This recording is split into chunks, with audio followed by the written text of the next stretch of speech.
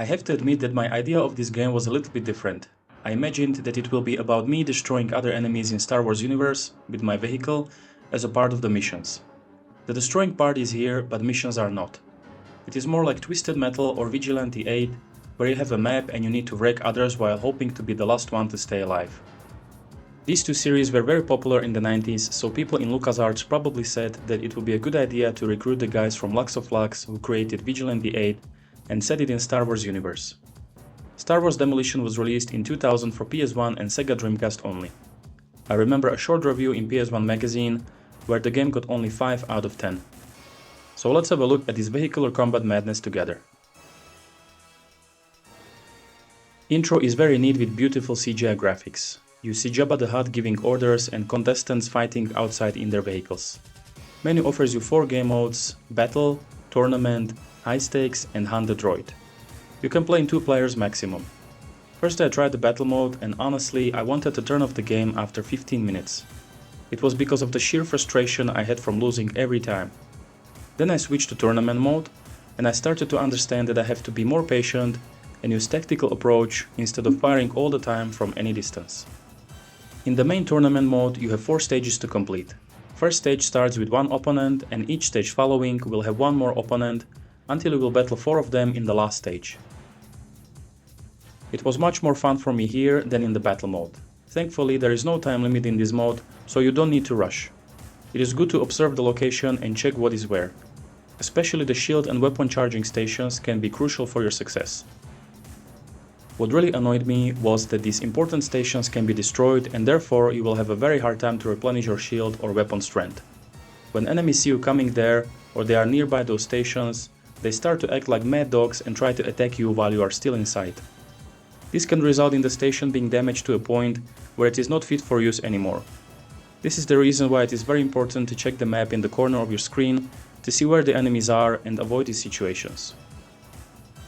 During combat, you need to be aware of your health and shield bar, otherwise you can be destroyed in seconds. It happened to me a couple of times before I realized that I need to check it all the time.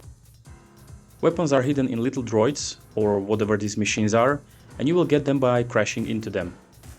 That is a better option than shooting them like I did first, because when you shoot them, the weapon flies in the air and you can easily miss it. My favorites were homing missiles, because they could target your opponent and fly directly to him or her. Others were not so good for me simply because I couldn't make much damage with them.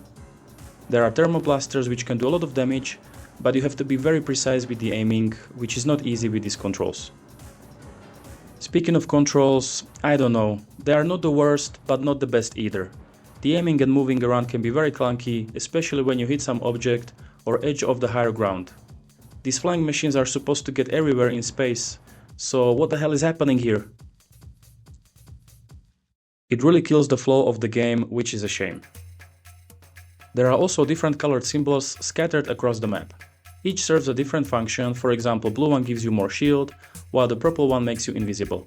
However, this invisibility comes with the cost of having your shield down, and therefore you are more vulnerable if the opponent spots you. After your shield is down, you only have a green bar indicating how much life you have left. When you see your opponents having only this bar, it's a good time to finish them off as quickly as possible. Otherwise they will go to the shield charging station and you have to start bombarding them again. High stakes mode is basically betting a certain amount of your money, or credits, and then trying to win the battle with your opponent.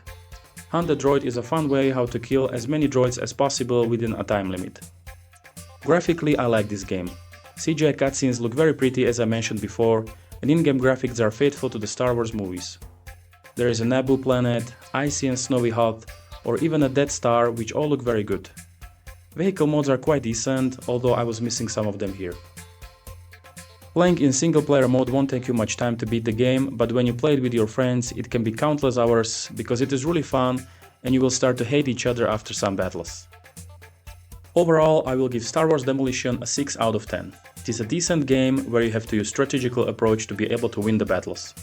2-player mode adds a lot of replay value and you can enjoy the Star Wars environments to the fullest. The cover art is nice, showing Boba Fett fighting with other opponents. Let me know down in the comments if you have ever played it or if you have some memories connected to it. At the time of the review, you can purchase this game on eBay from around $20 plus shipping charges. I hope you enjoyed the video. If yes, you can give a like, hit the subscribe button, and ring the bell to receive retro game reviews every week. That is all from me for today. Thank you all so much for watching, and remember, do not underestimate the power of PlayStation.